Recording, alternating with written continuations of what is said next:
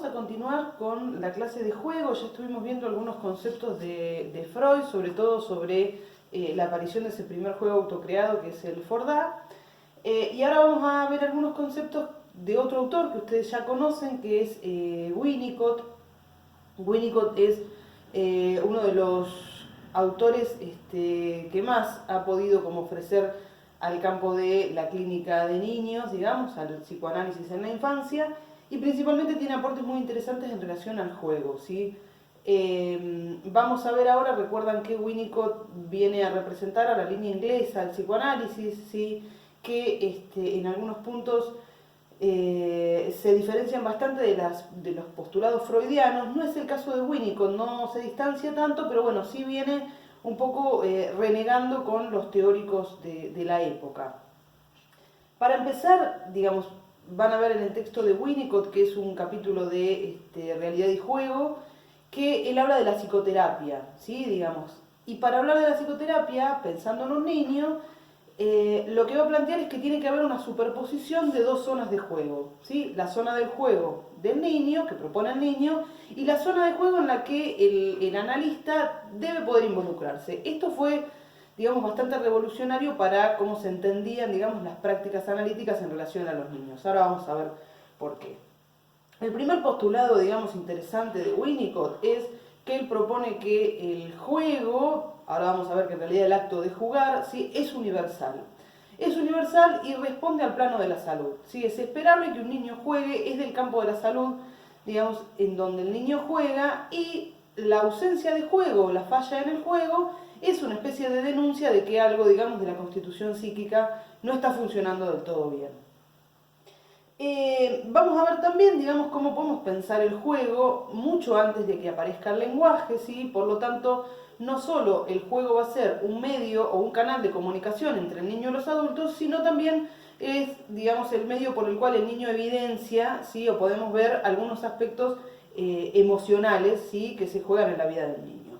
Pero bueno, el jugar, propiamente dicho, sí es lo que le va a interesar a Winnicott. Él va a decir, bueno, lo importante no es el contenido del juego, ¿sí? Digamos, hasta aquí había toda una línea de autores, principalmente, digamos, encabezados por Melanie Klein, que entendían que el juego era una especie, digamos, de asociación libre, ¿sí? Lo que en el adulto aparece como asociación libre, que es lo que el analista después, digamos, toma, interpreta, digamos, realiza alguna acción sobre eso. Algunos analistas de la época, como Klein, lo veían, digamos, a partir del juego. Entonces, el modus operandi era que, digamos, veían a un niño jugar, ¿sí?, y en función de la escena que el niño representaba, ¿sí?, en donde para los kleinianos siempre aparecía algo del orden de lo sexual, lo que hacía el analista era interpretar ese juego, devolverle una interpretación al niño, ¿sí? Con Winnicott esto va a cambiar y va a decir que lo importante no es el juego, digamos, el contenido del juego, a qué juega el niño, sino esa acción de jugar. Y es sobre la acción de jugar sobre la que va a ser posible intervenir y poder, digamos, tender a que haya alguna modificación, ¿sí? Los que trabajamos en clínica de niños utilizamos el juego, ¿sí? Yo les diría que permanentemente, ¿sí? Si bien a modo de evaluación, digamos, cuando uno inicia, digamos, un espacio de evaluación para ver si hay una demanda específica, digamos, hay alguna problemática a la cual podamos responder desde nuestro rol de psicólogos, para hacer una evaluación en general utilizamos el dibujo, utilizamos el juego, que son elementos que nos permiten ver, situar dónde se encuentra el niño, ¿no? Digamos, pensándolo en los momentos del desarrollo y en ciertas adquisiciones que suponemos que tienen que estar más o menos presentes. Pero después, digamos, en el desarrollo de un espacio terapéutico, el juego es la herramienta fundamental. Y ahí aparece este concepto de superposición que trae Winnicott, ¿sí?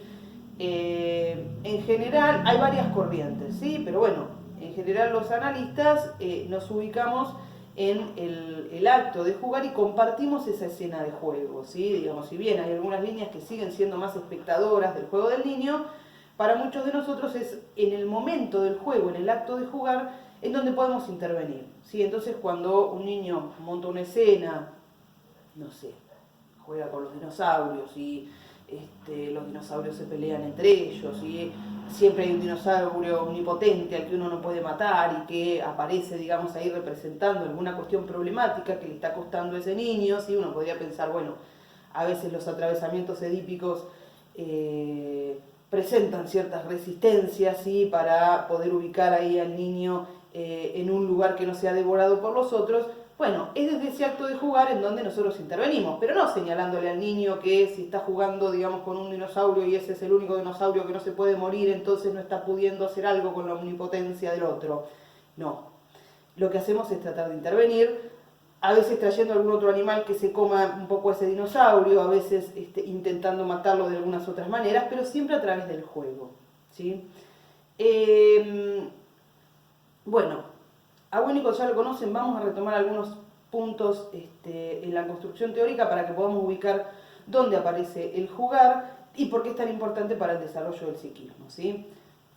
Vamos a hacer un recorrido rapidito. Nosotros habíamos hablado, digamos, de un primer momento en donde lo que apareciera el gobierno del mundo subjetivo. Sí, digamos, un primer momento en donde acá sí lo poníamos en coincidencia con Freud, un momento de indiferenciación, un momento de simbiosis, sí, en donde hablábamos de autoerotismo.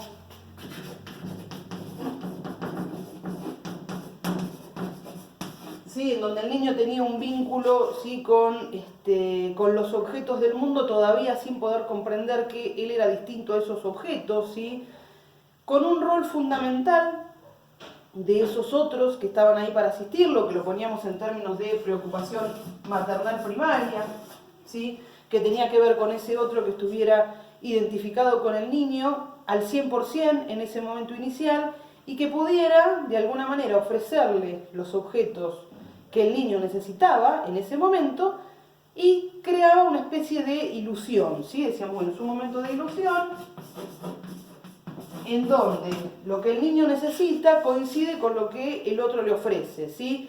Por lo tanto, el niño tiene esta sensación de creatividad, ¿sí? Hablábamos de creatividad, de dominio mágico, ¿sí? Digamos, en cuanto algo aparece simplemente porque lo necesita, y de omnipotencia. El mundo cuadra perfectamente con mi necesidad, ¿sí? Un mundo gobernado por el principio de placer. Decíamos que tenían que pasar algunas cosas, ¿sí? Para llegar a un tercer momento, que lo vamos a ubicar acá, ¿sí? En donde al puro mundo subjetivo, digamos, el mundo de la fantasía, se le iba a corresponder un mundo, si bien no objetivo, una realidad compartida, podríamos decir, ¿sí? Un mundo externo en el que está ubicado este niño, pero que también aparece en otro, ¿sí? Vamos a ponerlo acá como realidad compartida. Y que a este momento de autoerotismo inicial, en donde el vínculo, digamos, tenía más que ver con esa creatividad primaria, apareció un segundo momento en donde se podía relacionar con los objetos, ¿sí? Digamos, relaciones objetales propiamente dichas, que ya no tenían que ver con su capacidad de crear, sino con poder comprender que los objetos del mundo existen independientemente de que él los necesite o no, ¿sí? Digamos, había un pasaje hacia aquel momento, siempre acompañado por este rol de esta madre suficientemente buena, que en este primer momento, digamos, va a estar ahí ubicada en la preocupación maternal, y que luego de a poquito va a ir desilusionando a este niño, ¿sí? Para llegar al momento de desilusión, o de ruptura gradual, digamos, de ese tiempo de fusión, de simbiosis, y que va a permitir una diferenciación que en este primer momento no la encontrábamos. Obviamente que de esta percepción puramente subjetiva vamos a pasar al plano de la percepción objetiva, ¿sí? Y del dominio del principio de placer vamos a atender al gobierno del principio de realidad. Bien, pasamos de un tiempo de dependencia absoluta, ¿sí? Hacia un tiempo de dependencia relativa. Hasta acá lo conocemos, ya sabemos de qué se trata, ¿sí? Ahora, decíamos, para que se pueda producir este pasaje, digamos, esta construcción de un nuevo tiempo del desarrollo, tiene que aparecer, digamos, o aparece, va a decir Winnicott, una zona de experiencia intermedia. Zona de experiencia intermedia.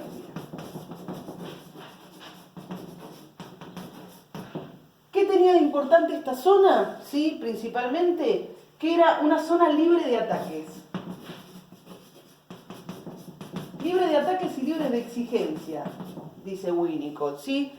Él, digamos, empieza a definir esta tercera zona, que es la zona de experiencia intermedia, como una zona, digamos, libre de conflictos y de ataques hacia el yo. Él lo que dice es, bueno, ¿dónde estamos cuando hacemos lo que nos gusta? ¿Sí? Digamos, entendiendo que hay un polo, digamos, este primer tiempo, que tiene que ver más con lo puramente subjetivo, con lo pulsional, ¿sí? Con esa respuesta al mundo interno, independientemente de todo lo demás, que incluso se desconoce aún, ¿sí? Pero por otro lado, digamos, tenemos otro polo en donde aparece el principio de realidad que de alguna manera todo el tiempo nos fuerza a estar adaptados, ¿sí? A estar respondiendo a las exigencias del medio, ¿sí? Winnicott lo que dice es, bueno, si nosotros permanecemos en este plano, ¿sí? En el plano del puro mundo interno, que no hay realidad compartida, que es lo que yo quiero, lo que yo necesito y lo demás no importa, nos quedamos en el plano de la locura, ¿sí? En donde mi realidad es mi realidad y no me importa si el otro la comprende o no. Pero si nos quedamos en este otro polo, ¿sí?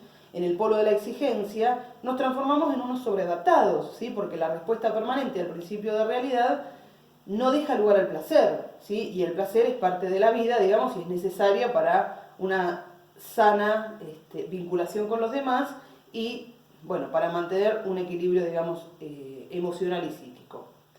Esta zona, digamos, es ese lugar que, si bien en este tiempo del desarrollo, en esta primera infancia, se funda, queda constituida, ¿sí? Para siempre, y nos va a permitir, bueno, esa desconexión necesaria en donde no estamos, creo que esto lo ejemplificábamos, no es que estamos del todo desconectados del mundo externo, ¿sí? Ni del todo desconectados del mundo interno. Creo que dábamos un poco este ejemplo cuando lo trabajábamos. Cuando alguien llega a su casa después de estudiar o de trabajar o de atender a ciertas cuestiones, a ciertas dificultades y dice, bueno, me voy a poner a tocar la guitarra.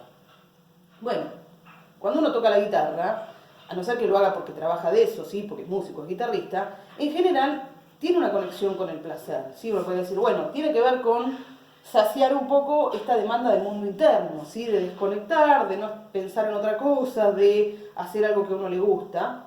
Pero por otro lado, a no ser que alguien se ponga a tocar la guitarra desnudo en el medio de la avenida Colón, a los gritos, ¿sí? En general uno no deja de estar adaptado a la realidad, ¿sí? De estar, bueno, en un medio compartido, compartiendo con otros y demás, ¿sí? Con lo cual, bueno, son espacios de alivio, ¿sí? Que no dejan de desconocer que existe esta dicotomía entre el mundo interno y el mundo externo, pero que permiten, ¿sí? Que uno, bueno, no sienta, digamos, esa exigencia permanente. Es en este tiempo en donde aparecen los objetos y fenómenos transicionales, ¿sí? En donde va a aparecer lo que Winnicott llama el jugar. Winnicott va a decir, el jugar tiene un tiempo y un espacio, ¿sí? Digamos, para que aparezca la posibilidad de jugar, ¿sí?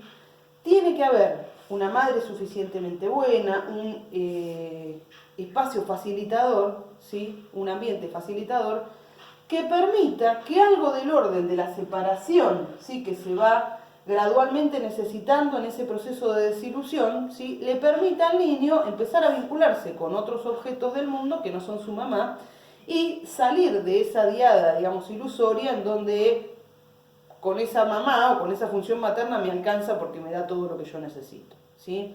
Por lo tanto, el lugar a donde aparece ese jugar es ese espacio potencial, dice Winnicott. Un espacio potencial que ya viene jugándose en la madre, o debería, a través de su deseo, a través de su propio atravesamiento edípico, ¿sí? Ese espacio potencial en donde uno, digamos, aloja al niño en ese lugar de objeto de deseo que me colma, pero aspiro inmediatamente a que se transforme en un sujeto deseante. Ese espacio potencial es el que va a permitir que el jugar aparezca. Bien, digamos, de nuevo, ubicamos el jugar en esta zona, fíjense lo importante, digamos, y lo saludable es que esto aparezca, porque esto le va a permitir al niño una vinculación con los objetos del mundo, ya no desde la omnipotencia, ya no se trata de la succión del pulgar, ¿sí? En este pasaje que Winnicott dice, bueno, de la succión del pulgar a el uso de un objeto, como puede ser un osito, cualquier objeto, hay un camino por recorrer. El jugar habilita eso, ¿sí? Digamos, el acto de jugar. Winnicott dice, jugar no es un hecho en sí mismo, es hacer, ¿sí? En la medida en que el niño hace, va construyendo este psiquismo. Fíjense la importancia, digamos, de otro concepto que Winnicott propone, que es el de la confianza, ¿sí? Digamos, para pasar del estado de ilusión al estado de desilusión, se tiene que haber generado una confianza, ¿sí? Que le permita al niño no sentir los embates del mundo externo como un ataque, ¿sí? ¿Esto qué es? Que si algo falla, ¿sí? Que si el niño tiene que esperar porque su mamá no le puede dar la comida en ese momento o no lo puede sacar a pasear en ese momento, digamos, el niño siente esto como un ataque, se larga a llorar, se pone mal, ¿sí? Pero progresivamente eso se restituye, ¿sí? Su mamá tardará un poquito más porque está haciendo otras cosas, pero le va a preparar la comida, ¿sí? Esa ida y vuelta en donde siente, digamos, una falla del mundo como si fuese un ataque, pero después se recupera, es lo que le va a permitir esa sensación de confianza y de continuidad, ¿sí? Lo hablábamos en el video anterior. Tiene que ser progresivo, digamos, la ausencia, la falta, tiene que ser progresiva para que el niño la pueda tolerar, porque lo importante no es que no haya fallas, sino que el niño se pueda recuperar ante eso, ¿sí? Digamos, el bebé está durmiendo, suena el timbre, se despierta sobresaltado, llora, grita, patarea, pero después, digamos, o hay alguien que lo asiste o se vuelve a dormir, ¿sí? Entonces no tenemos que sacar el timbre de casa, sino ayudarlo a que incorpore, digamos, que eso que rompe su estado de equilibrio también es parte de la vida. Bueno, para no hacerlo demasiado extenso, ¿sí? Van a encontrar en el texto que, digo, en esto del espacio y del tiempo del juego, ¿sí? Que Winnicott habla de, él llama la teoría del juego de 4 momentos, ¿sí?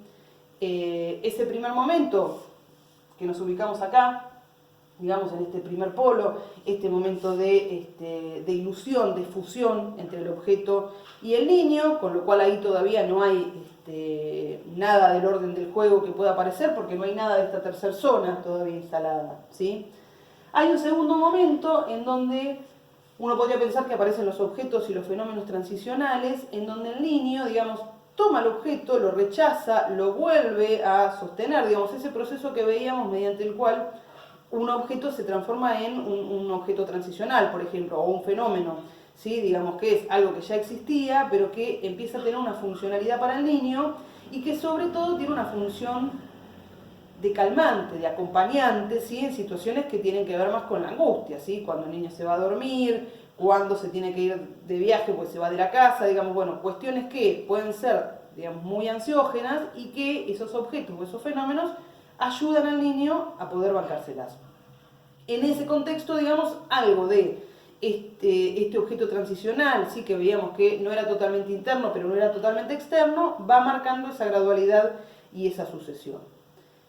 El tercer momento va a tener que ver con el jugar propiamente dicho, ¿sí? Que lo que Winnicott dice es, bueno, para que el niño pueda jugar, ¿sí? En principio, lo hace en presencia de otro, que no tiene que ver con jugar con otro todavía, ¿sí? Tiene que ver con esas escenas en donde la mamá está o el papá está, están mirando la tele o están haciendo la comida o están haciendo otra cosa y el niño está jugando con los objetos que encuentra, con las escenas que encuentra, ¿sí? ¿Qué es lo que dice Winnicott? Bueno, en ese niño que está jugando ya empieza a operar psíquicamente que hay un otro que sostiene esa escena, ¿sí? Digamos, esa confianza que le da la presencia de ese otro lo habilita a poder jugar. Eso nos va a llevar a un cuarto momento, ¿sí? Que es el de la posibilidad de superponer una zona de juego con otra, ¿sí? Que tiene que ver con poder jugar con otros. Esa zona de juego compartida es la que Winnicott va a plantear como necesaria a la hora de una psicoterapia, ¿sí? Esa zona de encuentro entre la zona de juego, digamos, del analista y la del niño, y es lo que le va a permitir al niño jugar con otros, ¿sí? Bien, van a encontrar después otros autores que no vamos a trabajar ahora, ¿sí? Pero, por ejemplo, Piaget, que también hace un gran desarrollo sobre esta gradualidad, digamos, en las formas de juego y cómo la manera en la que un niño juega nos va a indicar, ¿sí?, por dónde anda, por dónde va, digamos, su construcción psíquica, su construcción cognitiva, su vida afectiva, ¿sí? Y él va a hablar a grandes rasgos de 3 tipos de juego: el juego de ejercicio, el juego simbólico y el juego de reglas, que engloban, digamos, distintas maneras del niño de poder vincularse con los objetos y con el mundo, ¿sí? Pero bueno, eso lo irán viendo ustedes. Bueno, hasta acá Winnicott. Probablemente les va a servir muchísimo para el trabajo de juego que tienen que realizar. Y bueno, seguiremos próximamente con Juicio Moral.